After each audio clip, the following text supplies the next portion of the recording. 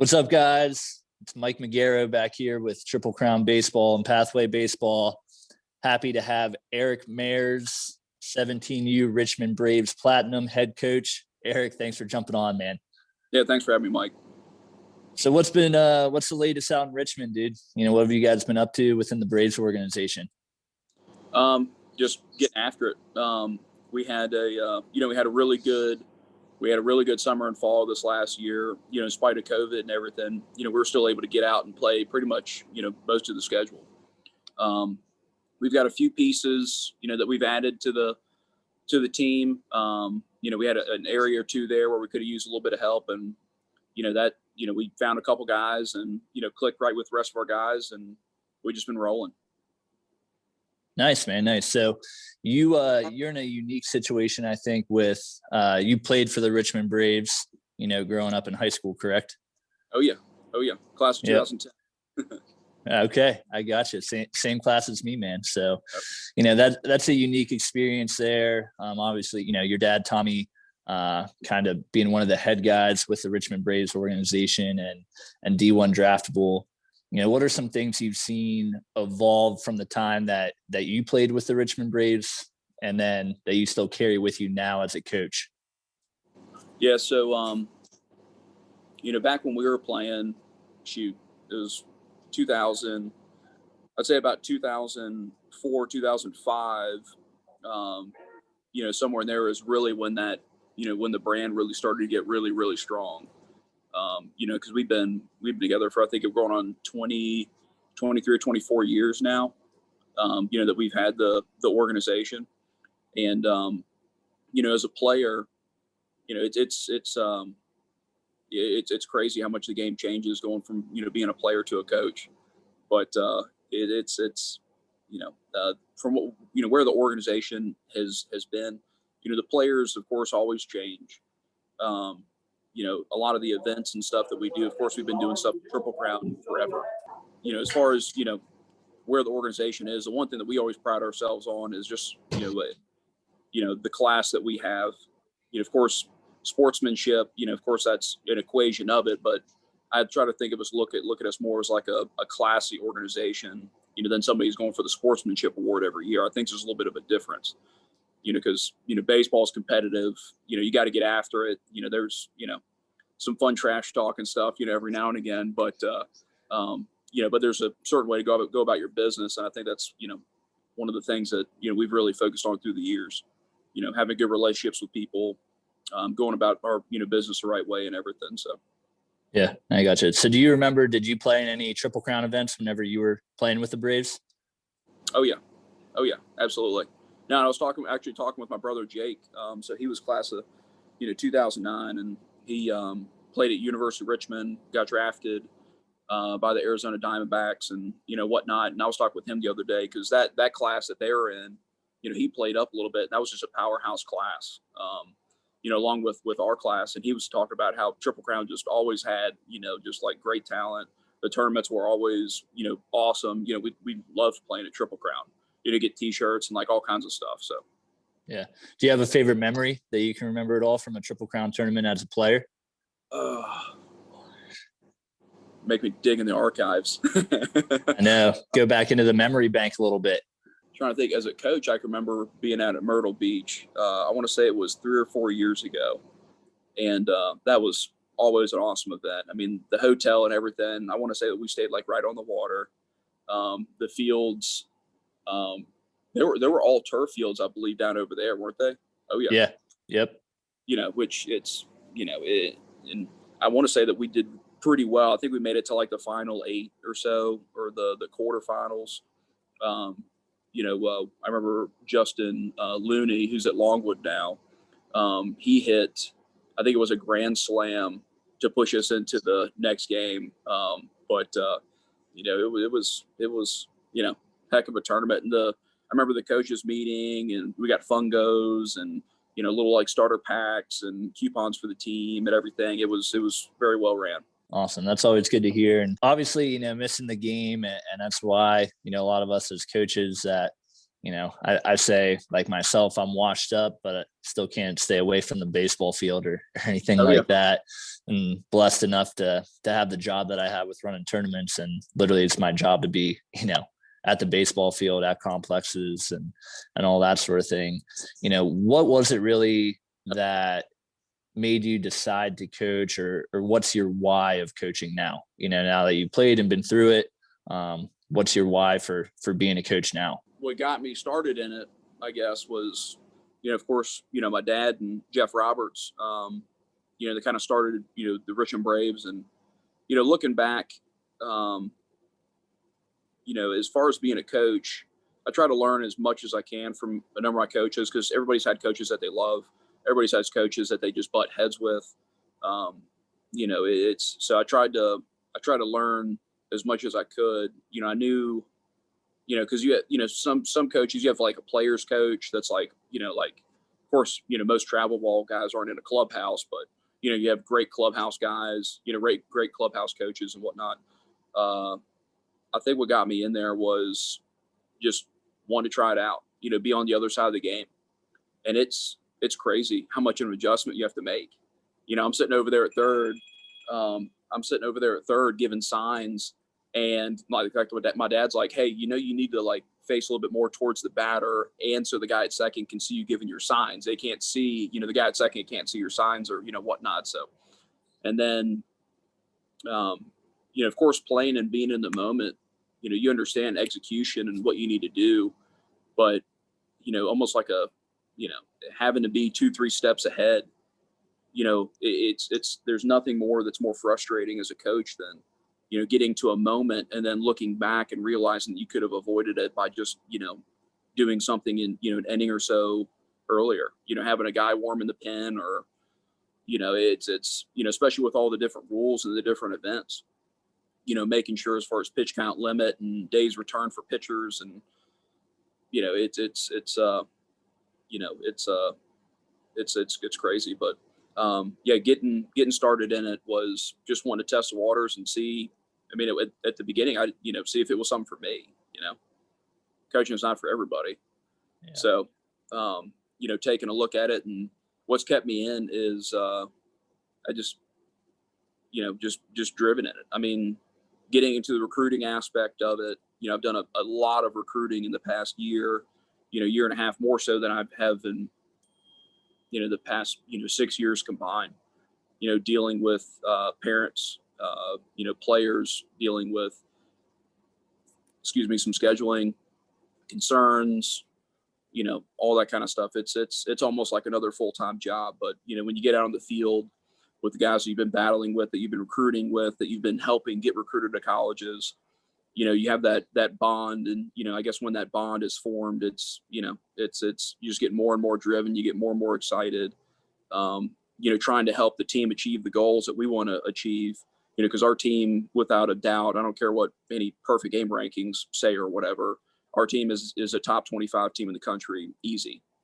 With everything going on. So I guess competing to prove that, and help these guys, get into college is just, it's something that, that I'm really excited about, and something that I definitely get behind, and something I have no problem dedicating, time to. So. I gotcha. So take me through like a lot of that as being, especially at the 17U level. And I'm sure you do it with some of the other age groups within the Braves organization. Whenever you sit down with that family and that player to go through the recruiting process, what are some of the things you guys talk about? What are some of the questions you ask? Like, what's the Braves way to do it, through those meetings together? So one thing which is really cool. So whenever we have a kid, every kid who's played with us has gone through a tryout. So to have a system kind of in place, the first thing that my dad, because he still runs all the tryouts, he's there talking with the players. And the first thing that he always says, before we even get started, he says, we've had some really great players come through the organization. He mentioned Jackie Bradley Jr., at 17 years old, throwing 101, 102 miles from that, from the outfield. The Richmond Braves have that record. We've had the fastest kid ever come through, baseball, Mitchell Shiflett. He ran a 6'1", 160 laser timed. Also he said we have a lot of players and stuff. He said, take a guess what the number one thing is that screws up baseball for any kid in our organization. Grades. So that is one of the first conversations a lot of times that we'll have with people, because, college coaches, it's, the conversation we have with parents, college coaches are looking for that reason to shorten their list. Like if you can't make grades, I mean, so what if you throw, 88 and you're 16, believe it or not, across the country, there's a pile of kids that are doing that, or at 17 that will do that. So it's, that's a lot of the conversation there. But the other part of that too is being upfront with kids, explaining to them where they are and what their options are. If they want to, be at a certain school, they need to do X, Y, and Z. So speaking of the roster, with what you have going into this summer, how many you have any guys committed yet? Who are you excited about? I know you and I have talked on the phone quite a few times and see the stuff on Twitter with the workout the other day. Like, who's committed and who are you fired up about for this summer, man? Yeah. So as far as our committed guys, so Mike Joyce, he's a right-handed pitcher, catcher, two-way player. This past summer and fall, he was up to 91 off the bump for us. Good breaking pitch, pounds the zone. Also a main stick in our lineup, and a great catcher behind the dish. He's going to James Madison University. One of our arms, Levi Huseman, he's a lower 3/4 slot lefty, dirty. He's a stud. He's going to Coastal Carolina. And he was also this past summer. Well, last summer he was up to 89. And then in the fall, he worked up to 91. We did a bullpen like 5-6 weeks ago where he came out with, and he's playing football. He's quarterback for the football team as well. And he just wanted to throw like a 15-pitch velo bullpen.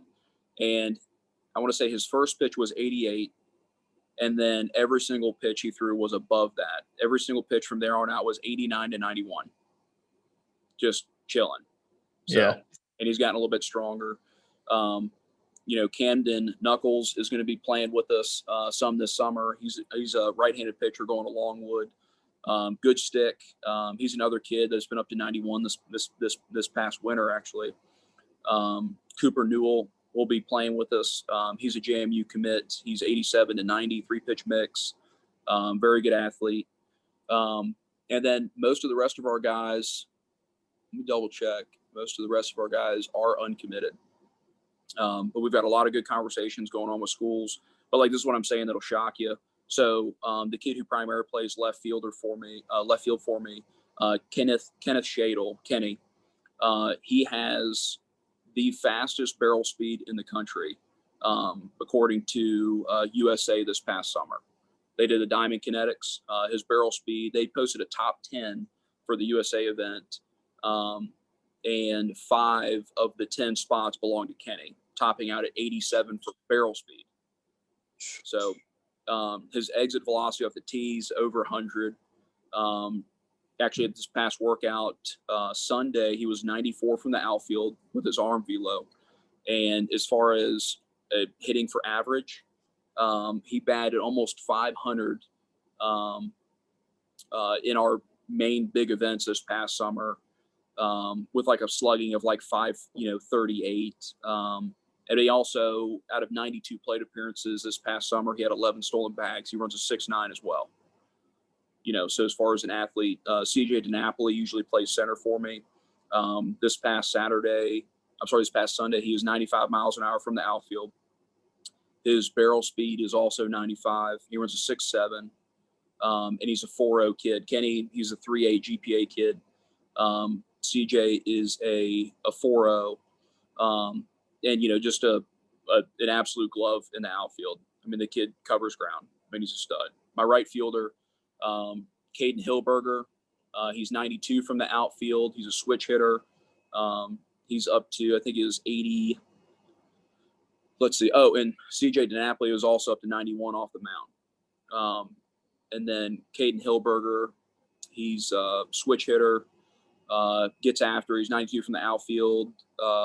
His barrel speed is up to like 88, 89. Does a great job of the plate. Has really good at bats, and he's up to 88 off the bump as well. My corner guys, Kyle Fields and AJ Labrusciano. Kyle Fields, he's 100-mile-an-hour bat speed. Kids up to 88 off the bump, 91 from the outfield. AJ Labrusciano. He's 89 from the outfield. His arm's actually gone up quite a bit over the last 6 months. The one thing with AJ though, that's AJ and Kyle. The one thing with them, which AJ's a 6'9" runner as well. He moves decently well, but with those two guys, as far as experience, as far as bat control, as far as team at bats and whatnot, it's incredible to see how those guys work, in game. Peyton Martin, who's our shortstop, kid has a rocket of an arm. He was up to 94 on Saturday. We had him throw from the outfield, but in the infield, he's 91 across the diamond.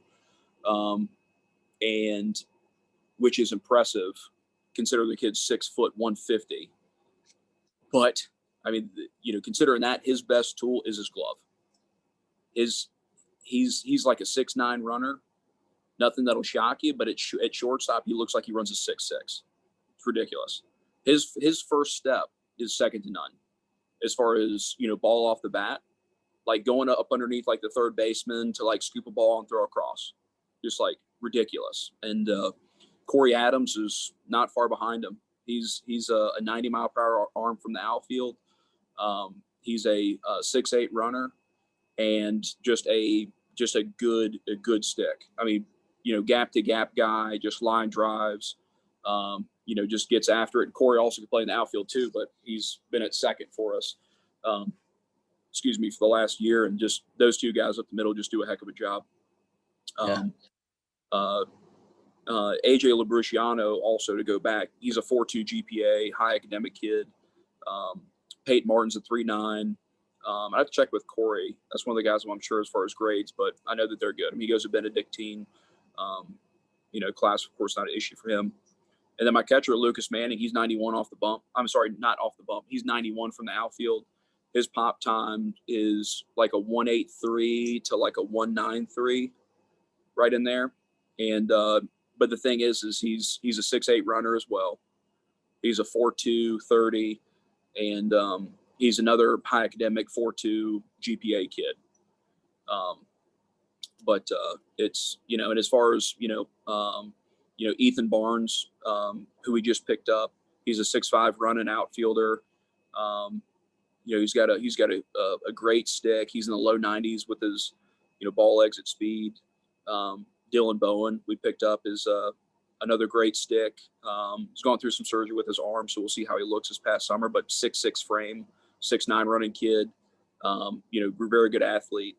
And let's see, Bailey Matella, he's a 6'5" lefty. He's cruising now at like 85, 86, hasn't ramped it up yet. But that's going to be another kid that's probably going to be, in there flirting with 90s with great movement. I mean, his ball sweeps the zone. It's awesome. Let's see, I'm trying to think of who else. I know I'm leaving guys off, but yeah. One question I've always been interested to ask is obviously, you being a coach and within the Braves organization, and then your dad, Tommy, and Jeff Roberts really being the head guys there of the program and everything. What's your Thanksgiving dinners like? With your pops? Is it, you guys talking baseball the whole time? Is it, talking about fishing? I know you guys go down to Florida and do a little bit of fishing up there and all that sort of stuff. Is it just baseball all the time in the mayor's household? Or Thanksgiving, we actually usually do at my wife's grandma's house, Mumi. Oh, incredible. The cooking over there, it's just phenomenal. But when I'm not going to tell Dale that, though. I won't let her see this. No, well, her mother, would cook the turkey and stuff and everything. So, but as far as the desserts and everything, yeah, I mean, of course, Mama Maris has got it going on. But no, one thing we always do is we always go on a fishing trip, usually around Christmas, New Year's time, and get together. And it's a little small house, down in the Florida Keys, and it's just good pure family time for about a week. And that's absolutely. I mean, it's we're either fishing, we're either going offshore, we're going, maybe just on the reef or something. Maybe it's a bad weather day on the sea, whatever. So we go to the beach. But everything between then, most of the time, I'm talking with kids, because that's a heavy recruiting time, obviously. After the fall, before the first of the year, I mean, most all players know where they're going to play, for the most part, especially a lot of those high end type, guys. I mean, that's a heavy recruiting season. So, but yeah, I mean, it's, hey dad, did you see this on, so-and-so or whatever? It's like, oh yeah, by the way, did you see what so-and-so threw from the outfield, or you see the exit velo on this kid, or hey, you saw this event, it's just like almost woven into our fabric at this point. All right. So I'm excited to have you guys back. I know the Braves organization has been great as far as having teams come to our events and everything. What are you excited about? Like, what really draws you to be excited about Pathway Richmond at the end of July? Yeah. I'll tell you what, the timing is awesome. Because we'll just be getting back from a couple other events, that we'll be playing in, and the boys are going to be tuned up, like they're going to be ready. As far as the competition and stuff goes, from what you've been telling me and everything, and just from previous years, we know it's going to be a legit event. We know that we're going to, in the way that it's set up, is awesome. It's my favorite thing, Showcase is very good. It's good in its own setting, to kind of slot some things here and there. And this guy's getting, these innings and whatnot, but ain't nothing better than just getting out there and just getting after it, put a pool together, have it bracket out to championship, bracket or and whatnot. And just play to freaking win, So, I love that setup. The other thing I love too is Henrico. It's beautiful. The stadium, the fields, and I grew up in Glen Allen until I was 12, and then we moved out to Hanover, a little bit more out. But the town of Henrico, the county of Henrico, the town of Glen Allen, it's a very, very awesome place. It's a great environment. They really, really care about their baseball and, sports, as a whole. I think it should be that way. You talk about a county, in a town or whatever, and, what they can offer that community to enhance the community and everything. I mean, as far as growing up, Mike, playing, if it's, basketball or, baseball or football, you learn a lot as a kid, character, morals and ethics and stuff. I mean, all that stuff is taught on the field, so for them to put as much as they do behind, their sports in the community is awesome. I mean, there's a gentleman I was talking to the other day who's getting ready to go over to, I think it was Dory Park or something like that. And they're going to be like redoing the whole field. RF&P, of course, the stadium and everything there. It's ridiculous, to have something, that nice as a, as a community field. In the high schools and stuff around, I mean, there's plans, to turf most of the high schools over the next few years. It's Henrico and Glen Allen is a, awesome place. Of course, dealing with you, Mike, is always a good time too. So I appreciate it, man. I think the really cool thing or special thing for me is the community, like you said, the community themselves, like they'll come out and have no idea who's playing and they just want to watch some baseball.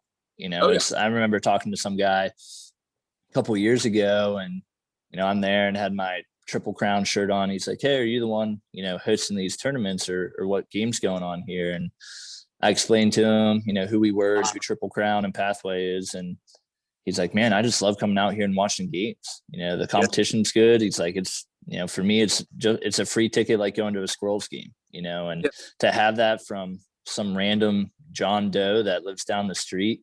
I mean, it's the culture there is strong in Glen Allen, you know, and you see it from the fields and everything else. Yeah, it's funny. A little background.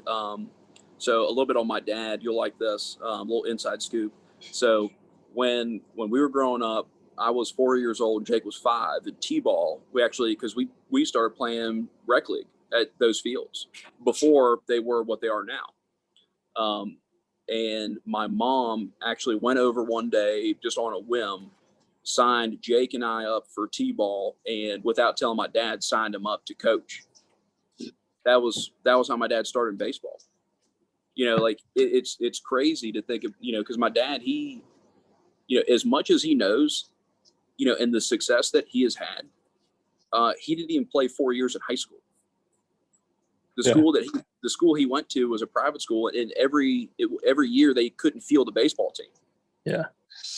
Well, that's awesome, man. Well, I appreciate you taking the time. You know, I know you have your real job now you got to get back to and everything, but thanks for jumping on with us. Yeah. Thanks for jumping on with us, man. Appreciate the time. We'll see you in Richmond here at the end of July. All right. Thanks for having us, Mike. And we're fired up for the season. So we'll be excited to see you here soon. All right. Sounds good, Eric. Thanks, man. All right, man.